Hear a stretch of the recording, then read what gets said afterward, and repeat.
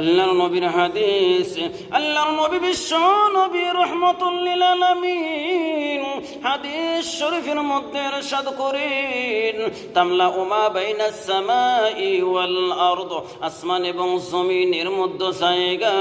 নবীজি হাদিস শরীফের মধ্যে ইরশাদ করেন, তামলা উমা বাইনাস সামাই ওয়াল আরদ।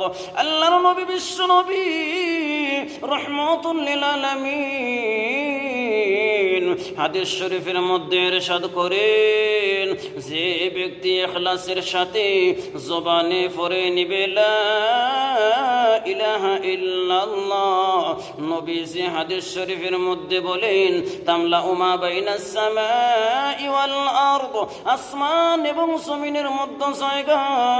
ওই ব্যক্তির আমলনামায় আল্লাহ নেকি লিখে ধন্য করে দিবে। এ মুসলমান বাবাজি,